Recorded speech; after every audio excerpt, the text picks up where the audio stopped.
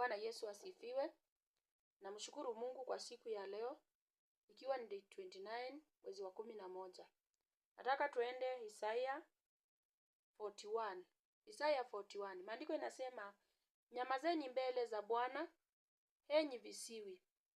Taifa, nyamazeni mbele za Bwana. Taifa ni mimi na wewe. Visiwi ni mimi na wewe. Wale watu tunahubiriwa lakini hatusikii.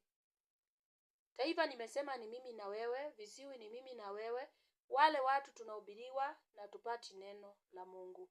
Maandiko inatuambia Isaya 41, nyamazeni mbele za Bwana, visiwi. Pengine kuna hali umekuwa ukipitia, ukiangalia kabisa, hata kama umetabiriwa, hata kama unaomba, unafika mahali unakufa moyo. Tulia kwa Mungu. Akimbii, achelewi. Na yeye si mwanadamu aseme jambo akose kulitimiza. Akikuahidi lazima atimilike kwako. Kama alikuahidi atakuponya we mpendwa, inua imani upate uponyaji. Kama alikuahidi atakupatia kazi, inua imani kazi ipatikane.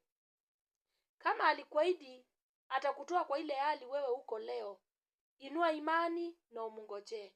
Maana maandiko inasema yeye akimbii na achelewi. Maana sisi kama wanadamu tunatakanga kitu dakika hiyo itimie, lakini Mungu ako na muda wake. Kuna muda wa kungoja na kuna muda wa kuja Mungu akujibu kwa kila jambo. Mungu hakujangi kama sisi vile tunataka. Na mara mingi hafanyi kama wewe venye utataka.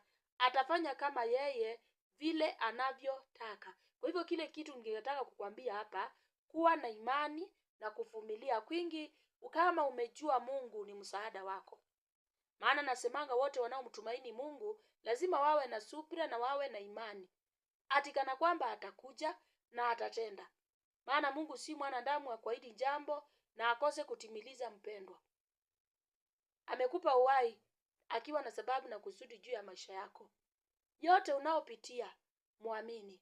Iwe ni mgonjwa, iwe ni kazi hauna, iwe ndoa imekuwa na shida kila wakati haitulii.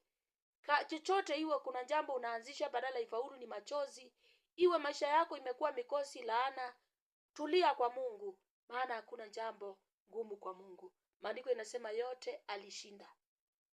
Inua imani na umngojee na atatenda. Atatenda kwako na atanyamazisha chochote kimekuwa nguso katika maisha yako.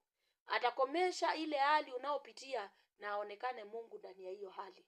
Kwa hivyo uende unafika mwisho. Mwisho wako ndio mwanzo wa Mungu.